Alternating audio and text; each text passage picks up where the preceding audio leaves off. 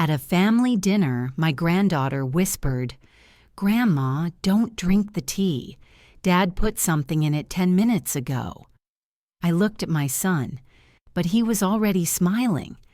I pretended to drink the tea and, "I'm glad you're here with me. Please listen to my story till the end and let me know which city you're listening from. That way I can see how far my story has traveled." I used to think of my life as something small and steady, a rhythm built from grocery lists, morning walks, and the familiar creak of the wood floor in my old Michigan house. I was 59, retired from the library and living what most people would call an ordinary life. I liked the quiet. I liked my plants, my kitchen window, and the way sunlight crawled across my dining table every morning. I never needed much from anyone. My son Daniel, though, he had always needed more. More reassurance, more validation, more proof that he was in control of something. Growing up, he pushed boundaries because rules made him uncomfortable. As an adult, he hid that same discomfort behind polite smiles and careful phrases. My therapist once told me that some people don't grow out of their childhood patterns. They just learn to disguise them. I didn't want to believe that about my own son. But the older I got, the harder it became to ignore certain things. The first signs were small. A question here, a comment there. "Mom, have you ever thought about simplifying your finances? Do you really need the whole house? It must be hard to maintain alone. You know, we could help manage things for you." I told myself he was just worried. That's what adult children do. They fuss, they poke, they try to be involved. But there was an edge to it, a calculation. As if he wasn't really asking about my comfort, but about what I planned to do with what I had. Then came the conversation about my medications. He asked twice in 1 week whether I organized them correctly. Then he offered to take over sorting them, even though I'd been doing it without trouble for years. And when I said no, he smiled that tight smile of his, the one that meant he didn't like my answer. But I still brushed it off. I told myself I was reading too much into it. After all, my granddaughter Lily adored me, and Daniel seemed genuinely proud of how close we were. She was 12, bright as a spark, perceptive in a way that made me wonder what she saw that others didn't. Sometimes I'd catch her watching her father with a frown, as if she were piecing something together she couldn't yet name. A week before the dinner, Daniel had asked, too casually, whether I had updated my will. "People your age should think about these things," he said. "People your age." The words sat heavily in my stomach. Still, nothing prepared me for what happened that evening. It was supposed to be a simple family dinner. Pot roast, mashed potatoes, Lily's favorite blueberry pie. They came over around 6. Daniel brought flowers, though he never brought flowers. His wife Emily floated through the house making polite conversation, the kind that never touched anything real. Lily was quiet, too quiet. I should have noticed sooner. The way she lingered near me when I reached for the teapot. The way she kept glancing at her father, then at the floor. The way her shoulders tensed whenever he entered the room. Dinner felt staged. Daniel was overly cheerful. He asked about my health in a tone that felt rehearsed. He kept steering the conversation toward future planning, which made Emily shift uncomfortably each time. I tried to shake the feeling creeping up my spine. Maybe I was being paranoid. Maybe I was tired. Maybe this was what aging felt like, being unsure of your own instincts. And then it happened. We had finished eating. I stood up to clear the dishes and poured myself a cup of tea from the pot that had been steeping on the counter. It smelled faintly sweet, too sweet. I frowned, wondering if I had added extra honey earlier and forgotten. Lily brushed past me as I lifted the cup. "Grandma," she whispered, barely audible, her lips not quite moving. "Don't drink the tea." I turned toward her, thinking I must have misheard. But her face, the tightness around her mouth, the shine in her eyes, told me otherwise. "Why?" I murmured. She swallowed hard. "Dad put something in it. I saw him 10 minutes ago." I froze. Not the dramatic kind of freeze. No gasping, no shockwave rippling through the room. It was smaller. A breath held too long. A sudden stillness in my bones, the kind that comes when every instinct screams not to move until you understand what you're standing on. I looked at my son, and he was smiling. Not at me, at Emily, at Lily, at some joke he'd made a minute earlier. But the timing was too perfect, the smile too bright. Like he already thought he'd won something. I felt the cup tremble in my hand. Could this really be happening? Could my own child, my only child, be capable of something like this? Had I been blind for years? My mind raced, but my face stayed calm. I had learned long ago that panic is something predators look for. And in that moment, the horrifying question I couldn't shake was, had Daniel always been waiting for me to panic? I lifted the cup to my lips, tilted it just enough that it looked convincing, let the tea touch the edge of my mouth, but not enough to swallow a drop. Then I set it down as casually as if nothing had happened. Lily exhaled, shaky and quick. Daniel didn't even look up. Or maybe he did. Maybe his eyes flicked to the cup, satisfied, before returning to his conversation. Something shifted in me then. A quiet resolve. A knowledge that whatever this was, whatever he had set in motion, I could no longer pretend not to see it. I knew I had to act, but first I had to survive this dinner and pretend nothing at all had happened. I spent the rest of that dinner performing a version of myself I barely recognized. I laughed at the right moments, nodded along to Daniel's stories, even complimented Emily's new haircut. Anything to keep the room steady, anything to keep my heartbeat from showing in my eyes. Survival, I realized, wasn't always dramatic. It was often quiet, polite, invisible. But beneath the calm, something raw churned in my chest. Fear, yes, but also clarity. I understood something I had never wanted to face. My own son believed I was vulnerable enough to manipulate. Or worse. After they left, Lily hugged me so tightly I felt her trembling. "Are you okay?" she asked. "Yes," I lied. "I'm fine." She didn't believe me, but she didn't press. When the door finally closed, I locked it. Then I locked it again. I stood there in silence, hand still on the deadbolt, trying to breathe through the sudden heaviness in the air. The house felt different. Not unsafe, exactly, but altered. Like the danger hadn't come from outside, but had seeped in through people I trusted.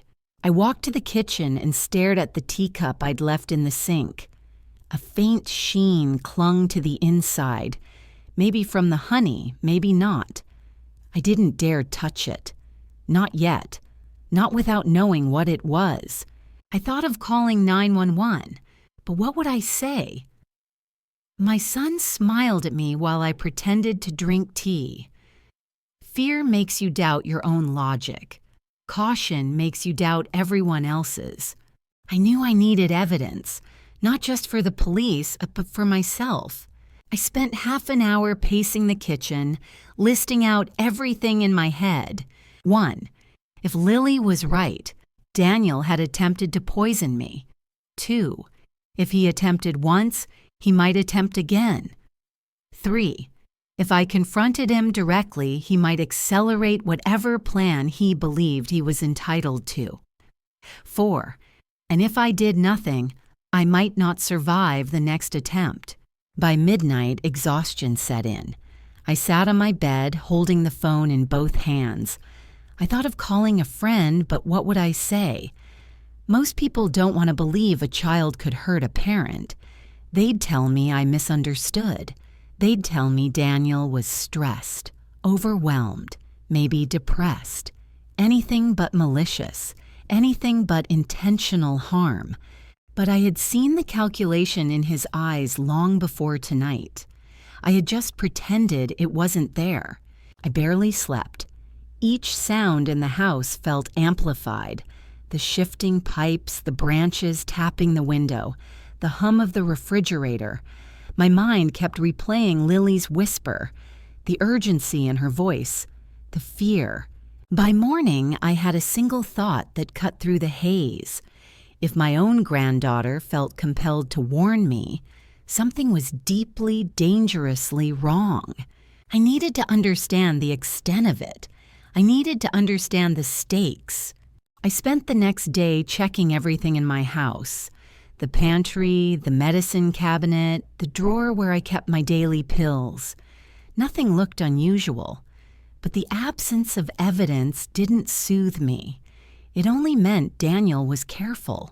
Around noon, I sat at the dining table and opened my old financial folder.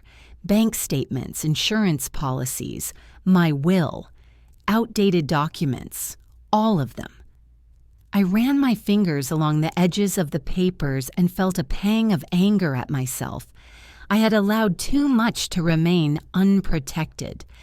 Too many loose ends. Too many vulnerabilities. Had Daniel counted on that? I remembered his recent comments. How often he'd asked about the house, about my accounts, about future planning. I pictured him watching me drink that tea, waiting.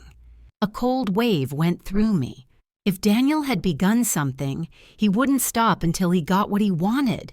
So I had to become someone he wasn't expecting, someone he couldn't manipulate. But first, I needed answers from the one person who had seen exactly what I hadn't, Lily. I texted her after school. She asked if she could ride her bike over. I told her yes. When she arrived, she looked smaller than usual, nervous. She dropped her backpack on the chair and sat across from me, hands clasped tightly. "Grandma, I'm sorry I didn't tell you sooner," she whispered. "It's okay," I said gently. "Tell me what happened." She took a breath. "Dad. He looked around when you went to check the oven. Then he poured something from a little bottle into your cup. I saw him. I don't think he knew I was watching." "What did he do when he poured it?" "He stirred it, fast, like he wanted it to dissolve." Her voice trembled. "Grandma, I swear I didn't make it up." "I believe you," I said immediately. Her eyes filled with relief and something like guilt. "I don't know what's happening to him. He gets angry a lot lately, and he keeps telling Mom that you need help and that we should make sure you're not losing things." Losing things, becoming confused, becoming unreliable. A narrative. He was building a narrative. That was when the fear inside me crystallized into something sharper, a quiet, deliberate anger. If he was trying to paint me as incompetent, it meant he was preparing for something legal, something that required proof, something like control of my estate, my house, my decisions, my life. I reached across the table and held Lily's hands. "Thank you for telling me, but you need to promise me something. Don't confront him. Don't mention what we talked about. Stay quiet. Can you do that?" She nodded, small and scared. After she left, I sat alone in the dimming light of the kitchen, listening to the clock tick. Time suddenly felt both precious and dangerous. If Daniel was preparing to undermine me, I needed to act before he did.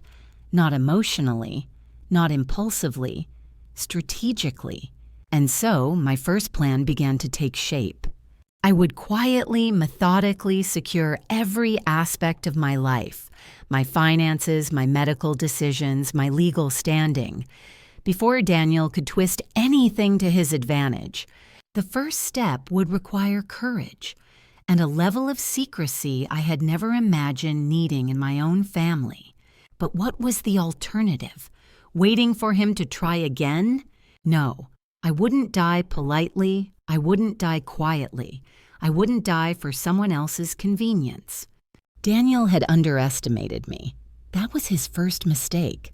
I wasn't going to let there be a second. I didn't act impulsively. Acting impulsively was exactly what Daniel expected from someone he wanted to portray as unstable. So the next morning, I did the most rational thing I could. I made an appointment with an elder law attorney in town, a woman named Margaret Vaughn, who came highly recommended by a retired judge I once knew from the library.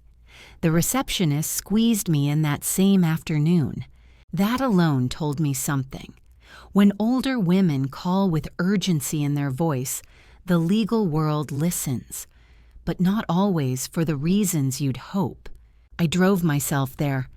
Carefully, slowly, observing my surroundings, I kept replaying Lily's words, her fear, the way she had clung to me, and every time doubt tried to slip in, maybe you misunderstood, maybe it wasn't poison, maybe he's just stressed.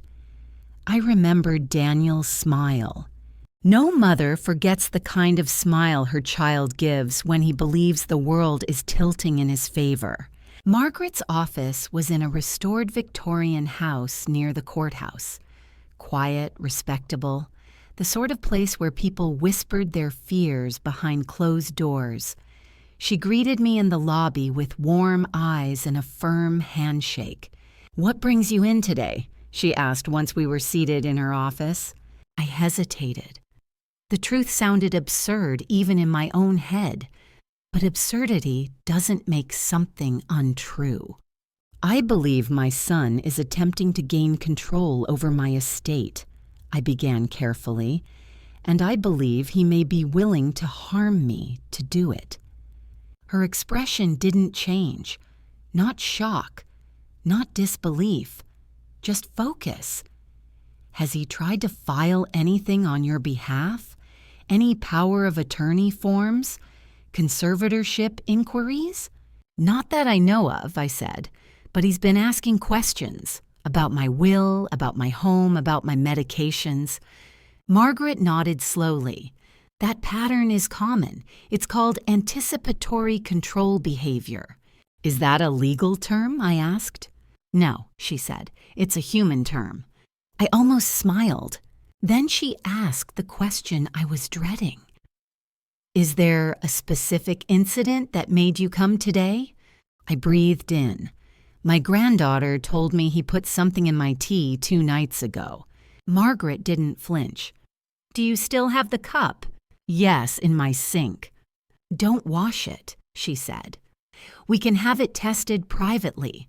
The results won't be admissible in court, but they'll tell us if this is a health emergency or an estate emergency, or both."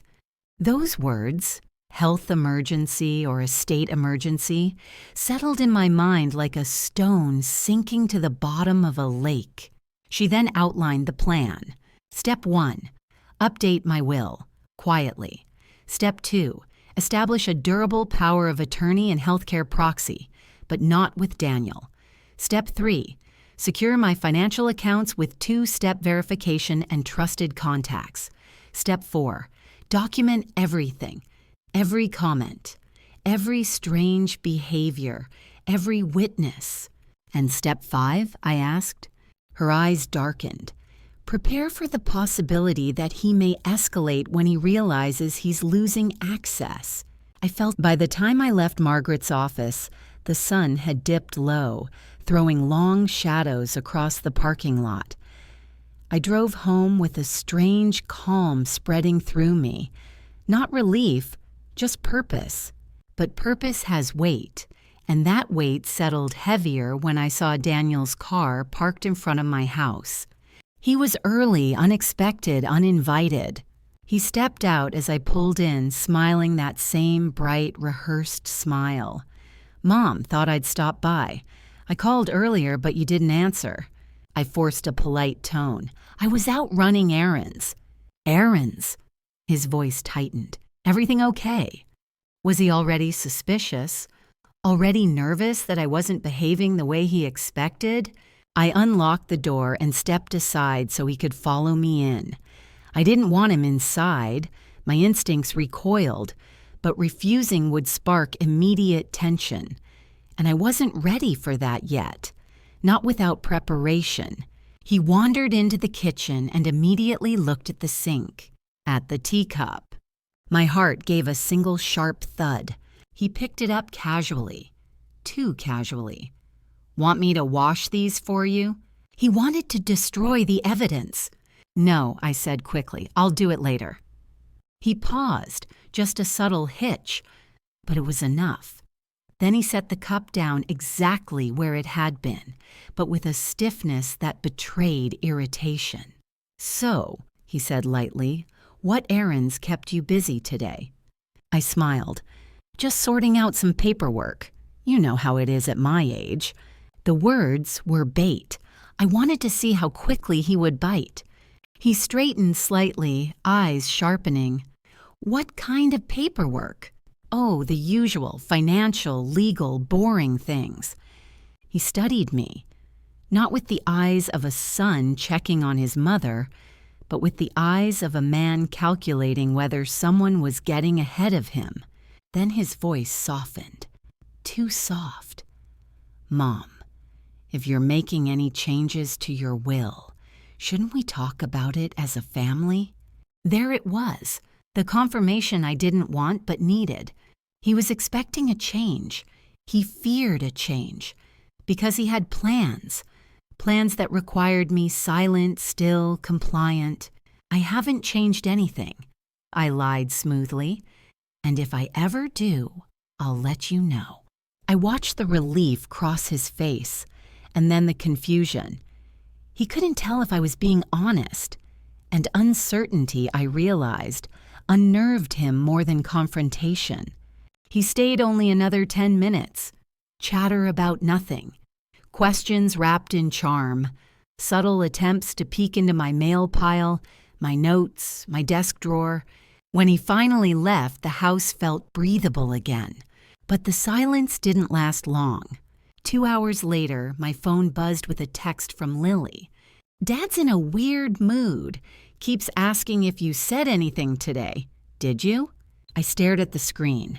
Daniel was already probing, already sensing that something had shifted. The emotional temperature in the house had changed, and predators, I realized, smell more than fear. They smell resistance. I typed back, "No, I didn't say anything, but thank you for telling me." Then I walked into the kitchen and stared at the teacup. I placed it carefully in a Ziploc bag, sealed it, and hid it in the back of my freezer, somewhere he'd never look. That was my first real step, the first irreversible action, the point where fear became strategy. It was also the moment I finally accepted the truth. Daniel wasn't confused, overwhelmed, or misguided. He was intentional, and intention is far more dangerous than desperation. I wasn't imagining anything, and soon I would have proof. The next morning, I woke up with a kind of clarity I hadn't felt in years. Fear was still there, quiet, steady, pulsing beneath my ribs, but now it moved with purpose. It wasn't panic anymore. It was awareness, a sharpened instinct, a refusal to look away from the truth of my own life. My first task was simple, but symbolic. I changed every password I had: banking, email, medical portals, even my cloud storage. Daniel was tech-savvy, and if he suspected I was making preparations, he might try to help by monitoring things that didn't concern him. It took almost 2 hours. When I finished, I sat back and felt something surprising. Relief. Small but real. I had taken back a piece of control. My second task was harder. Margaret had arranged for a private lab to pick up the teacup that afternoon. A man arrived in an unmarked car with a clipboard and sealed evidence bags. He didn't ask questions, just cataloged the item and handed me a receipt. "It'll take a few days," he said. A few days. A few days in which Daniel could make another move. A few days where silence could be dangerous. But I told myself, one step at a time. I spent the rest of the morning gathering documents. Birth certificate, house deed, my pension files, insurance policies, everything. I spread them out across my dining table and went through each as if searching for cracks. Around noon, while reading through my homeowner's insurance, I heard a car pull into the driveway. My stomach tightened. I wasn't expecting anyone. I peeked through the curtain. "Daniel!" He got out of the car with a sense of purpose that made the hairs on my arms lift. He wasn't smiling, not this time. His jaw was tight, and he carried himself like a man ready to apply pressure. I considered not opening the door, but that would provoke him too early. I needed to stay a step ahead, not start a war on the front porch. So I opened the door. "Mom," he said, stepping past me without waiting to be invited. "We need to talk." That was the tone he used when he wanted control, not conversation. I followed him into the living room. "What's going on?" I asked. He turned to me with an expression carefully arranged into concern. "You've been distant, strange. Lily said you seem stressed. Emily said you sounded odd on the phone yesterday. Is something wrong?" So he was gathering information, testing the perimeter. He didn't know what I had done, but he knew I'd done something. "I'm fine," I said, "just busy." "Busy with what?" His eyes flicked to my dining table, the documents still laid out in neat piles. I could almost see the calculations running behind his eyes. Wills, policies, accounts. He recognized the papers. He stepped closer. "Mom, you know you can tell me things, right? If you need help managing—" "I don't need help managing," I said quietly, firmly. "I'm capable of handling my own affairs." His expression cracked, just a hairline fracture, but enough to glimpse the frustration beneath. "Why are you being like this?" he asked. "You've been confused lately, forgetful. Maybe you don't see it, but other people notice." There it was again, the narrative. "Daniel," I said softly, "I haven't forgotten anything." His jaw tightened. "Then why are you reorganizing everything without talking to me? Why are you shutting me out?" He wasn't hiding the possessiveness anymore. It leaked through each word. "Because it's my life," I said, "and my responsibility." He exhaled sharply and moved to the dining table. His eyes landed on my old will, the unupdated version I'd left out deliberately. He picked it up, thumbed through it, scanning. "You were going to tell me if you made changes, right?" he asked.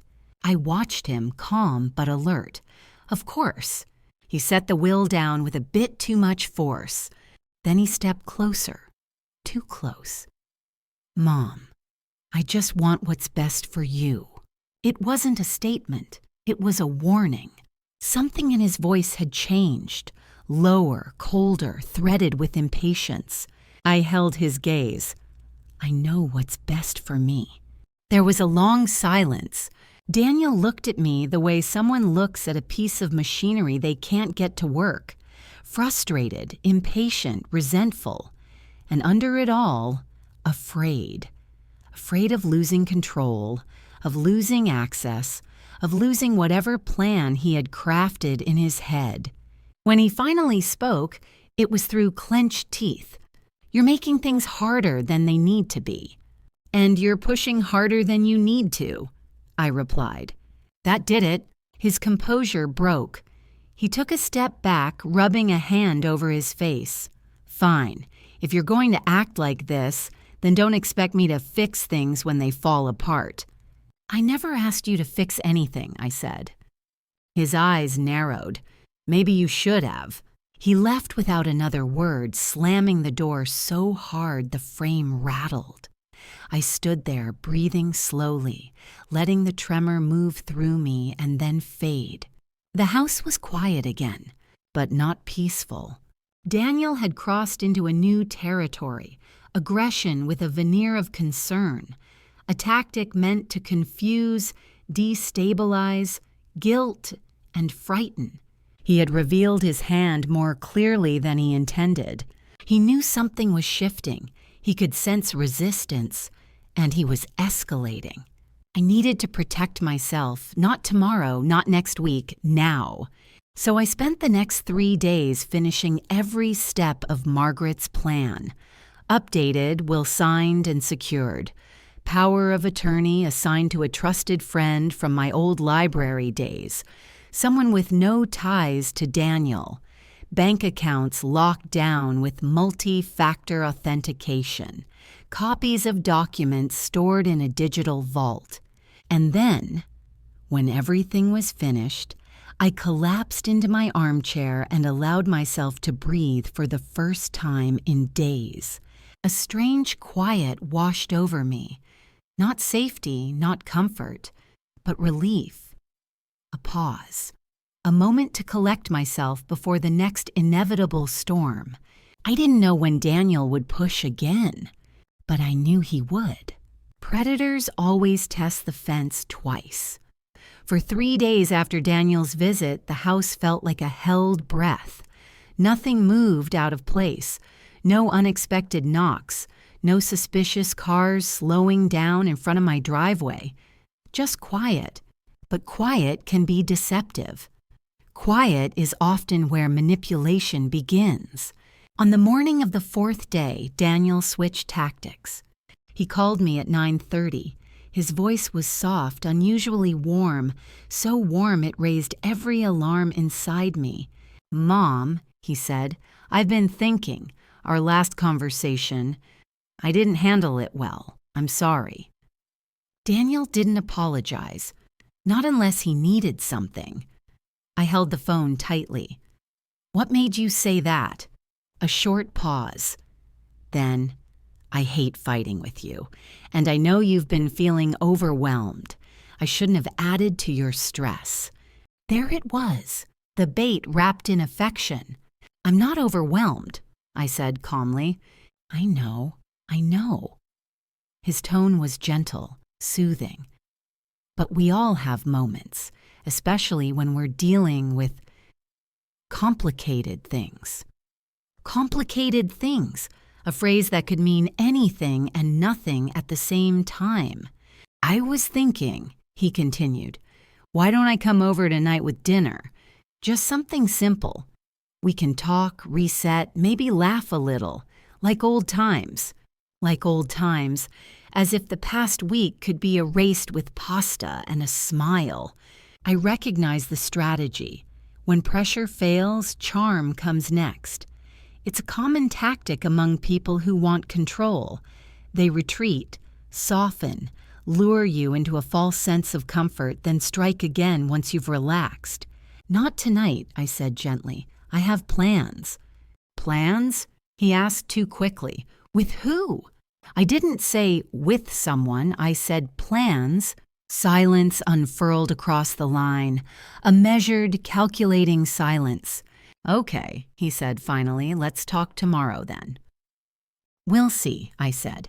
After I hung up, I sat down at the kitchen table and closed my eyes. I didn't feel fear anymore. I felt alert, grounded, present. Daniel's attempt at charm told me one important thing. He wasn't sure of his footing. He sensed the shift but didn't yet know the extent of my preparations. That uncertainty was my temporary shield. But shields don't last forever.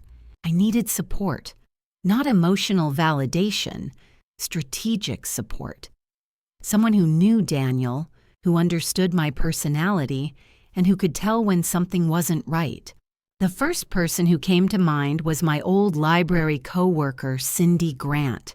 She was 63, sharp, fiercely loyal, and had an instinct for spotting manipulation a mile away. She'd seen plenty of broken families and twisted inheritance battles while working with estate lawyers over the years. I called her around noon and asked if she could meet me for coffee. She agreed immediately. When I arrived at the cafe, a small, quiet place on Maple Street, Cindy was already at a corner table with 2 steaming mugs. She looked up and studied me for a long moment. "What's going on?" she asked gently. "You only look like that when something's very wrong." I sat down. The chair felt cold, grounding. "It's Daniel." "Of course it is," she murmured. "Tell me everything." So I did. Not the dramatic version, not the version soaked in fear, just the facts. The tea, Lily's warning, Daniel's probing questions, his sudden shift from aggression to charm, and the legal steps I'd taken. Cindy didn't interrupt. She didn't blink. When I finished, she let out a slow breath. "Good," she said. "You're doing the right thing." "You don't think I'm overreacting?" I asked. She leaned forward. "Overreacting? Honey, I've seen people do far worse over far less. Money turns some children into strangers. Control turns them into enemies." The word enemies rang in my chest, but it didn't frighten me. It clarified things. "What should I be watching for?" I asked. 3 things, she said, holding up her fingers. 1, sudden concern about your mental health. 2, pressure to sign things you don't fully understand. 3, any attempt to isolate you from other people or professionals. I swallowed. "He's already tried the first 2, and he'll try the 3rd, she said, "especially once he learns you've taken legal steps he didn't approve of." I felt a low tremor of dread, but it didn't overtake me. "What do I do?" She reached across the table and squeezed my hand. "You don't do this alone. I'm here. And if he comes to your house unannounced again, you call me or the police. Do you understand?" I nodded slowly. I hadn't realized how tense my shoulders were until they loosened under her words. For the first time in days, I didn't feel alone. After we talked, I drove home feeling steadier. The world looked different. Not safer, but more navigable. Daniel's shadow still hovered, but it no longer seemed impenetrable. When I pulled into my driveway, I noticed something small but unsettling. A business card tucked into the crack of my front door. I stepped forward and took it. It was the card of a local geriatric care manager, someone who assists families when an elderly person can't manage on their own. On the back was Daniel's handwriting. "Mom, I found someone who can help take some pressure off you. Just think about it." D, a chill moved down my spine. This wasn't an offer. It was a warning wrapped in courtesy. A reminder that he was preparing the narrative. My mother can't take care of herself. I went inside and locked the door behind me. The click of the deadbolt felt heavier this time. Heavier but necessary. I placed the card in a folder labeled Documentation, the one Margaret had told me to keep updated every day. Daniel was shifting again. Charm hadn't worked. Soft concern hadn't worked. So now he was testing a 3rd tactic, external pressure posing as help. But for the first time, I didn't feel shaky in the face of his manipulation. I felt steady, cold steady. His pressure wasn't breaking me, it was clarifying him. That night, I turned off my phone and sat in the quiet darkness of my living room. The house felt like mine again. Not safe exactly, but claimed, grounded. And as I sat there, I made a promise to myself. I would not let Daniel define the narrative. I would not let him rewrite who I was. I would not let fear guide me. Only strategy. He thought I was softening. He thought I was doubting myself. But he had no idea how deeply I had settled into resolve. He was watching, waiting, planning, and I was ready. Daniel didn't come the next day. That alone made me uneasy. When manipulators retreat, it's rarely surrender. It's recalibration. I knew he was thinking, circling, planning a new approach, and I knew the charm phase was already wearing thin. On the second day of silence, I found myself checking the windows more often, listening for cars slowing down outside. The house felt like a stage where the lights hadn't come up yet. Dark, expectant. On the third day, I woke to the sound of knocking. Not pounding, not aggressive, soft, rhythmic, a pattern meant to disarm. I wrapped my robe around myself and went to the door. Through the peephole, I saw Daniel, hands in his pockets, head slightly bowed, the posture of someone who had rehearsed contrition in the car. I opened the door only a few inches. "Morning, Mom," he said gently. "Can we talk?" You would never guess, looking at him, that this was a man who might have poisoned his own mother. That was the danger. People rarely recognize maliciousness when it's wrapped in politeness. "About what?" I asked. "About us." He smiled, small and earnest, and about clearing up any misunderstandings. I didn't step aside, but I opened the door a little more. He took that as an invitation and walked in. I noticed immediately he had brought nothing. No food, no flowers, no pretext. He had come only with intention. He chose the living room and sat while I remained standing. A power move, but I let him think whatever he wanted. "Mom," he began, "I think we've gotten off track. Things have been tense, and I don't like tension between us." I folded my arms. "Then stop creating it." He blinked, surprised by the bluntness. The charm cracked for a moment before he smoothed it over.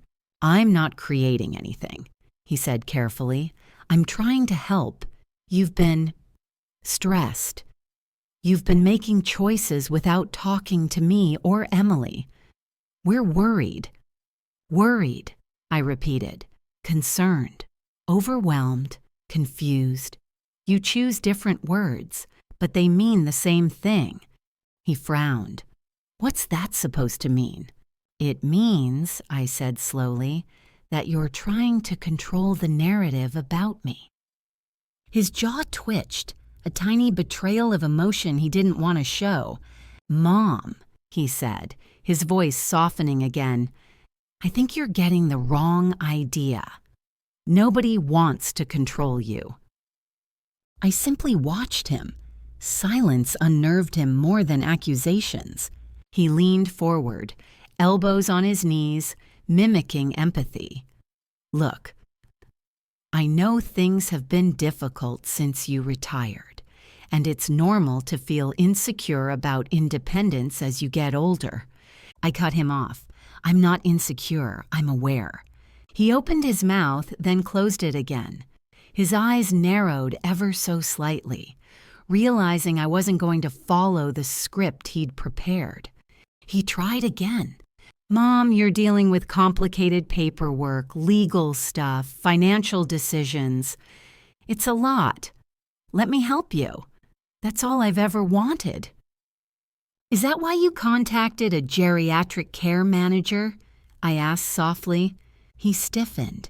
His breath hitched, almost imperceptibly, but I saw it. "I just thought it might take some pressure off you." "It wasn't for my benefit," I said. "It was for your case." His mask cracked. "My case?" he repeated. "What case?" "The one you're preparing," I said, "to prove I'm incompetent." His eyes darkened. He wasn't pretending anymore. "You're being unreasonable, and you're being transparent." The silence stretched, thickened. "This isn't healthy," he said finally. His voice had cooled several degrees. "When older adults start becoming paranoid." "Daniel," I said sharply, "don't finish that sentence." He pressed his lips together. The room felt suddenly smaller, warmer, as if his anger altered the air itself. He stood. "Mom, you're making choices that could hurt this family. You're acting like I'm the enemy." "You made yourself the enemy," I said quietly. His nostrils flared. "Is that what you think of me now? After everything I've done for you?" It was a familiar tactic, pulling the ledger of sacrifices, real or imagined, to guilt me back into compliance. "Tell me," I said, "what exactly have you done for me?" He stared. His mouth opened, then shut. He hadn't prepared for that question. "I'm your son," he said finally, weakly, as if that alone entitled him to ownership. "That doesn't give you rights over my life," I said, "or my decisions, or my future." He stepped closer, too close. "Mom, listen to me." "No," I said calmly, "I won't." His face hardened. The softness evaporated. "You're making a mistake," he whispered. "A big one." "I've made mistakes before," I replied, "but not this time." He exhaled sharply through his nose, like someone restraining himself. "You know, if you keep pushing me away, people will start to wonder why. They'll wonder if you're okay. Threat, not even veiled." "Let them wonder," I said. He stared at me, searching my face for fear, doubt, weakness, anything he could exploit. But I felt none of it, just a steady, cold determination. He stepped back finally, anger simmering just beneath the surface. "Fine. If you want to do this the hard way, we'll do it the hard way." He walked to the door, paused, looked over his shoulder. "You're going to regret this." "Maybe," I said, "but not today." He left. The door slammed hard behind him, rattling the walls. For a moment, the house shook with the echo of his fury. And then, stillness. I stood there, breathing steadily. Was I afraid? Yes, a little. Because when someone like Daniel loses charm as a tool, they turn to pressure. And when pressure fails, they turn to force. Social, legal, emotional, sometimes physical. But beneath the fear was something stronger. Resolve. What frightened me no longer paralyzed me. It fueled me. Daniel had shown his real face, and I was done pretending not to see it. Daniel didn't come back for 4 days. 4 long, heavy, expectant days.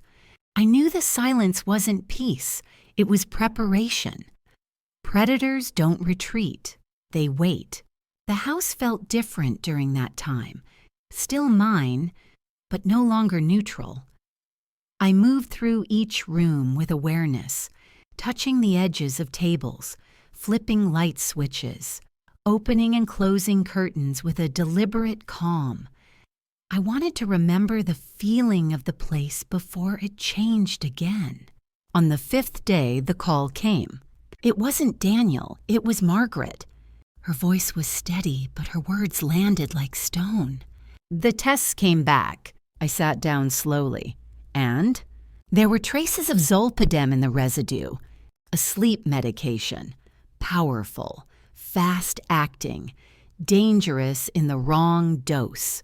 My mouth went dry. "Enough to harm someone?" "Enough to sedate you heavily," she said.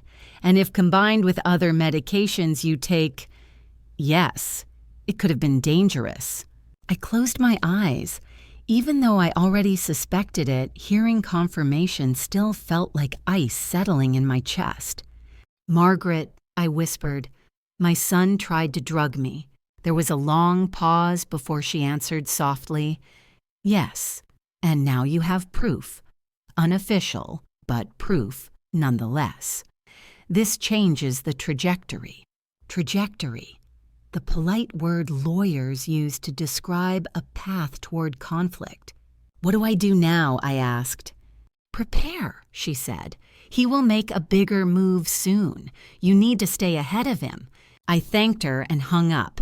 Then I sat in silence, staring at the pattern in the rug, feeling something shift deep inside me, something steady, cold, unmovable. It wasn't fear. It was clarity. The next morning, Daniel returned. He didn't knock softly this time. He pounded on the door, each hit vibrating through the frame. I didn't open it immediately. I let him knock again and again. Let him feel the imbalance, his urgency against my stillness. Then, slowly, deliberately, I opened the door. He stood there with a stack of papers in his hand. His face was flushed with anger, but he was wearing a smile. Tight, controlled, trembling at the edges. "Mom," he said, "we need to talk now." I didn't step aside. About what? This. He shoved the papers toward me. I didn't take them, so he pushed them into my chest. A petition for temporary guardianship. My entire body went still. "You filed this?" I asked softly. "I initiated it," he corrected. "It's not filed yet, not officially. I wanted to talk first, to give you a chance to cooperate." Cooperate? As if he were offering me mercy. "What grounds?" I asked. "That you're struggling," he said. "That you've been making reckless decisions. That you're isolating yourself. That you're paranoid." Paranoid, the word he had been inching toward for days. "You had this prepared in 4 days?" I asked. He didn't answer. His silence was the answer. My cold certainty solidified. "You've been planning this for weeks," I said. He exhaled sharply. "Mom, stop being dramatic. I'm being accurate." He stepped forward, lowering his voice to a rehearsed softness. "Listen, this doesn't have to get ugly. If you just sign the voluntary version, we can avoid the court hearing altogether. Voluntary guardianship. Signing away control of my life. Giving him everything he wanted. So this is the plan," I said quietly. "You poison me. You gaslight me. And when that doesn't work, you try to take my rights." His eyes flashed with something dark. "You're twisting everything." "I'm seeing everything," I said. The mask slipped. Anger cracked through. "You're going to ruin everything for yourself if you keep fighting me," he snapped. "Do you even hear yourself? You sound unstable." Unstable. The narrative he'd been building. "Daniel," I said, "I know what you put in my tea." He froze. For the first time since this began, he truly froze. Color drained from his face. His mouth opened, but no words came out.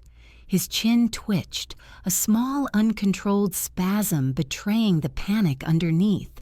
"That's not," he stammered. "It was Zolpidem," I said, "tested privately." He took a step back. You tested it." "I did." "You're lying," he said, but his voice had shifted. Higher, thinner, cracking like old glass. "I know what you did," I said, "and I know why." He shook his head, stumbling over his own breath. "No, Mom, no, it wasn't like that. You weren't supposed to..." "Weren't supposed to what?" He swallowed hard. "Mom, just sign the papers, please, before this gets worse." There it was, desperation. The moment predators lose control, their entire structure collapses. "No," I said. A single word, steady, calm, final. He stared at me, wild-eyed, stunned by the simplicity of it. "No?" he repeated. "You can't just say no." "I can," I said, "and I am." He stepped toward me, invading my space. Mom, if this goes to court, you're going to embarrass yourself. You're going to look paranoid and senile. I'm trying to protect you from that.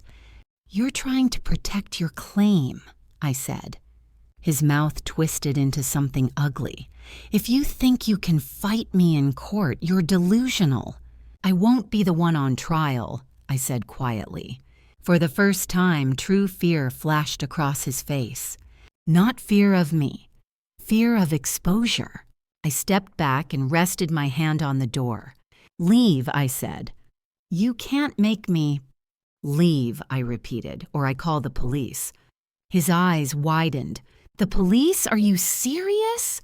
Yes, I said. Very. He hesitated, rage and panic warring behind his eyes.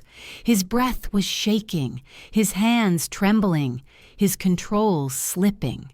Then, in a burst of anger, he threw the papers onto the floor.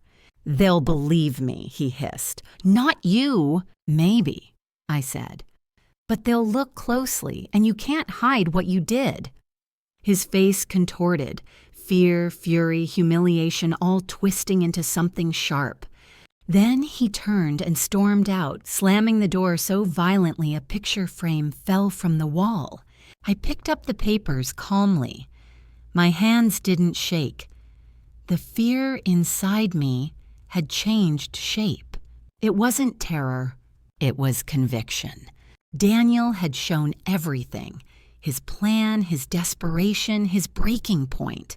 And now I knew exactly how to defeat him. After Daniel stormed out, the house shook for a few seconds, then settled back into silence. But it wasn't the same silence as before.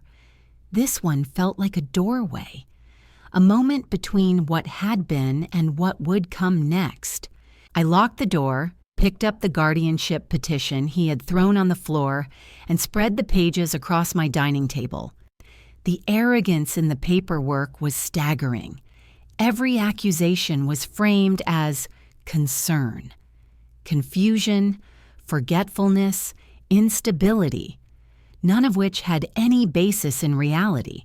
He had planned this carefully, but he had made one fatal mistake. He underestimated me. I gathered the papers, placed them into an envelope labeled documentation, and called Margaret. She picked up on the second ring. You're calling earlier than expected. Something happened. I told her everything. The petition, the confrontation, the threats, the way he'd panicked when I mentioned the Zolpidem test. There was no gasp, no shock on her end, only a tightening of tone. It's time, she said. We go on record. Meaning? I asked. Meaning we file first. I closed my eyes, steadying myself. What exactly are we filing? An affidavit outlining coercion attempts, potential chemical incapacitation, and an attempted fraudulent guardianship claim. And we file a notice that any petition Daniel submits is contested. The words delivered a strange kind of empowerment. I had spent weeks fighting in silence.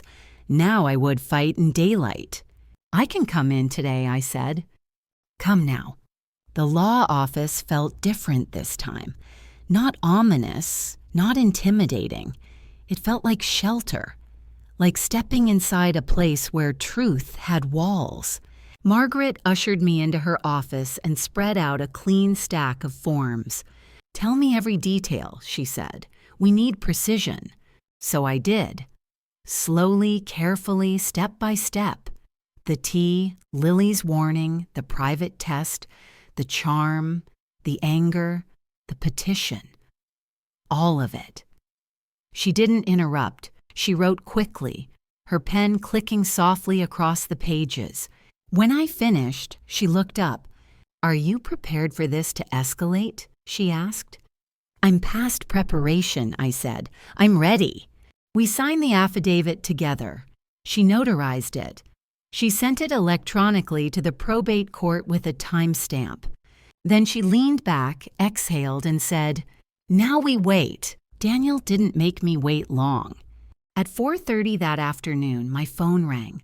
I didn't recognize the number, but I answered anyway. Mrs. Carter? Yes. This is Officer Reynolds with the County Sheriff's Office. Your son has filed a welfare concern regarding you. We're required to conduct a brief check-in. Are you available now? I almost laughed, not from humor, but from recognition. He was still trying. Even after the confrontation, even after the fear, he was accelerating. Yes, I said calmly. You're welcome to come by. When I hung up, I felt no panic, just resolve. 10 minutes later, 2 officers stood at my door. One spoke, the other observed. Your son said you've been acting erratically. The officer explained gently. We're not here to intrude, just to verify you're safe and capable. Of course, I said. Come in. I showed them the house, clean, organized, tidy. I answered every question clearly, unhurriedly. I even offered them tea, which one politely declined, the other accepted with a nod. When they asked if I felt unsafe, I told the truth. Yes, but not from myself. I handed them a copy of Margaret's affidavit. Their expressions changed immediately, sharper, more alert. You said this has already been filed with the court? This morning, I said. They read faster. The older officer closed the folder and said, Ma'am, do you feel threatened by your son? I feel targeted, I said. Manipulated, pressured. He nodded. If he attempts to come here again in an aggressive or coercive manner, call us immediately. We'll document it. Then the younger officer added quietly, You're doing the right thing. When they left, the house felt sturdier somehow, as if its foundations had thickened with each official stamp of recognition. I wasn't alone anymore. My truth had witnesses. At 7:12 p.m., Daniel finally called. I let it ring twice, then 3 times, then 5. Finally, I answered on the 6th ring. His voice was shaking with contained rage. You filed against me. I filed truth, I said. You think this is going to protect you? He snapped. No court will believe you. They already do. He faltered. I could hear the air catch in his throat. Shock, disbelief, fear. What? He whispered. I'm no longer alone in this. You're lying. I'm not. There was a long silence. 10 seconds, then 20. Then he inhaled sharply, the sound of a man realizing the ground beneath him had shifted. You've ruined everything, he said hoarsely. No, I said softly. I've protected everything. The line went dead. The next day, Margaret called with an update. The guardianship petition he started, it's been flagged. The court wants a formal interview with him, not with you. I exhaled slowly, letting the relief pass through me, not cling to me. And the affidavit, I asked. It's been attached to his case file permanently. Permanently. The word felt like a closing door. Not on me, but on him. Then Margaret said something that chilled me and freed me at once. His actions now have legal consequences. Not emotional, not familial, not theoretical. Legal. He had crossed a boundary he couldn't uncross. 3 days later, Daniel tried one last maneuver. He showed up again, but not with charm, not with anger. This time he arrived with Emily. She stood behind him, eyes wide, frightened, exhausted. She had finally seen enough to be afraid. Not of me, but of him. Daniel spoke first. Mom, can we please talk? I didn't open the door. No, I said. Emily stepped forward. Please, I think you should hear. Emily, I said gently, take your daughter and leave him. That's the only conversation worth having. Daniel bristled. You have no right. I have every right, I said. He lunged toward the door, but Emily grabbed his arm, voice shaking. "Daniel, stop!" He pulled away, but not completely. For the first time, she held him with more strength than he expected. She had seen him lose control, she had seen the truth, and she was done pretending too. "Let's go," she whispered. "This isn't working." "It will," he insisted. "It will if she—" "It won't," she said firmly. "Not anymore." He froze. The fear returned. But now it mixed with something else. The awareness that the narrative had slipped beyond his reach. He wasn't winning. He wasn't controlling. He wasn't convincing. He was exposed. I watched them go, Emily pulling, Daniel resisting, their silhouette shrinking down the driveway until they were out of view. Slowly, I closed the door. And for the first time in weeks, when the lock clicked, it didn't sound like fear. It sounded like victory. After they left, Emily pulling Daniel down the driveway, his voice rising in protest, the house went quiet in a different way. Not an anxious quiet, not the tight silence of waiting for the next blow. This quiet felt earned, deserved, almost gentle.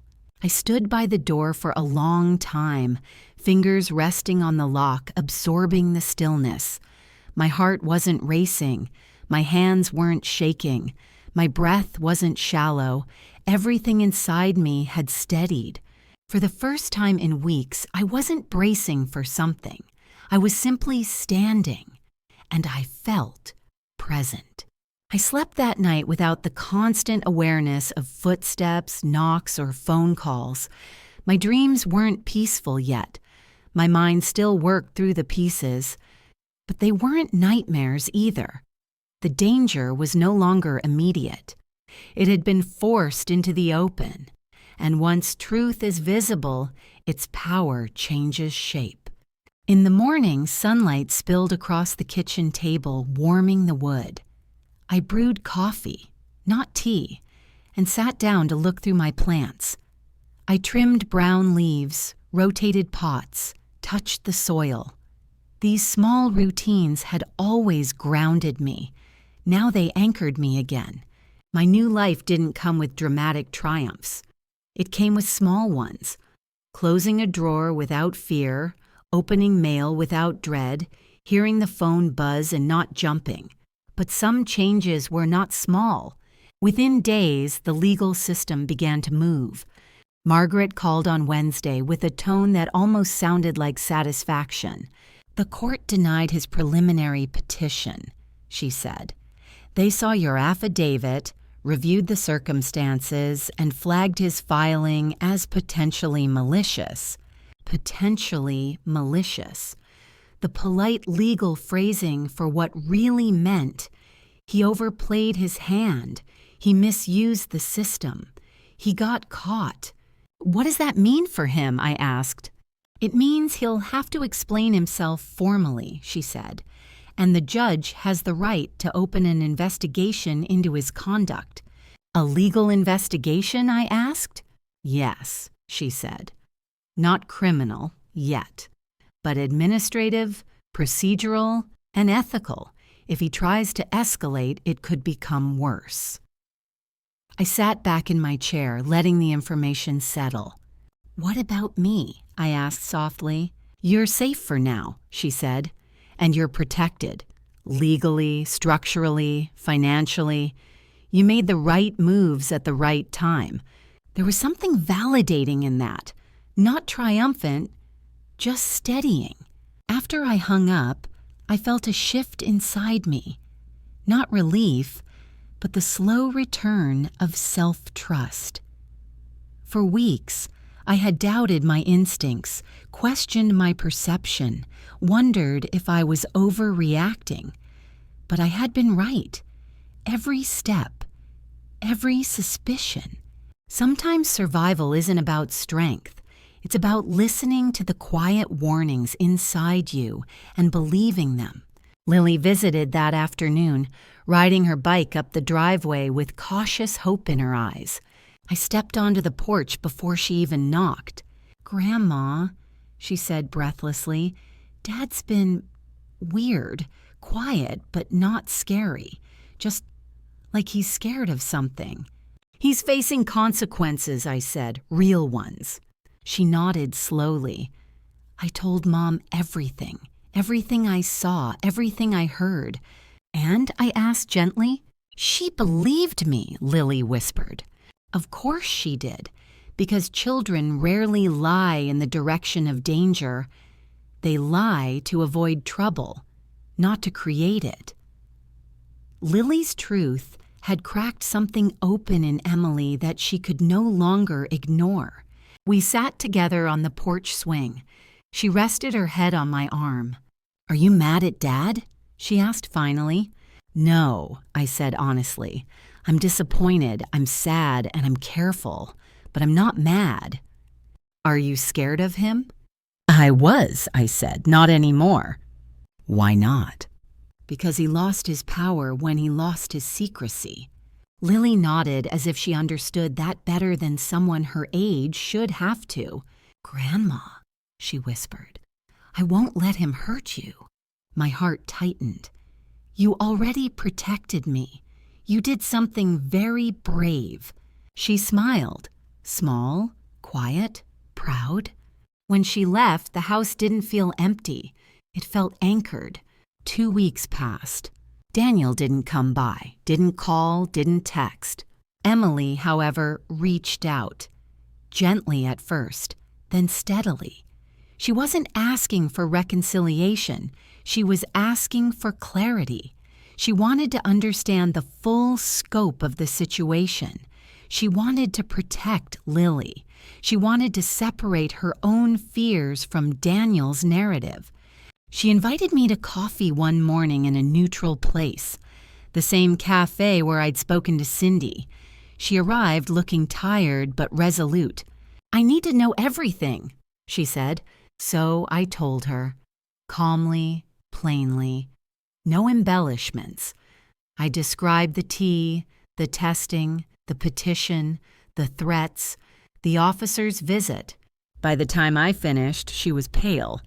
"I suspected something," she whispered, "but I didn't know it was this deliberate." Deliberate, the right word. Intent leaves fingerprints. "What do you want to do?" I asked softly. She looked down, twisting her wedding band. "Protect my daughter and myself." I didn't push her, but later that week I learned she had spoken to a lawyer of her own, and the next week she moved out. Daniel tried to block her, tried to shout, tried to intimidate, but he was weakened. His credibility fractured, his behavior documented. He couldn't control the narrative anymore. As for me, my life took on a new simplicity. I attended a gardening class at the community center. I reconnected with a book club I'd left years ago. I had lunches with Cindy, walks by the lake, quiet evenings with my knitting basket beside me. Peace didn't come dramatically. It came like dawn. Slowly, then all at once. The fear in my home dissolved. The tension in my body untangled. The pressure in my chest lifted. I wasn't naive. I knew danger leaves shadows. Daniel might try again someday, in some new form. But now, everything was recorded. Everything was known. Everything had consequences. He had lost. His narrative, his secrecy, his leverage, his confidence, his family's trust, his moral ground. And I had gained something far more valuable than victory. My autonomy, my clarity, my peace. I tended my plants. I cooked small meals. I watched the seasons shift. I lived. And each night, I locked my door not out of fear, but out of habit. Not because I had to, but because I could. If you've stayed with me through this story, then you already know one truth. Danger doesn't always come from strangers. Sometimes it grows quietly inside your own home, wearing a familiar face. And now I want to ask you, honestly, directly, what would you have done in my place? Would you have seen the signs? Would you have believed your instincts? If this story made you think, if it made you look at family, trust, or boundaries differently, let me know. Share your thoughts. Leave a comment. Join the conversation. And if you want more stories like this, subscribe and stay with us.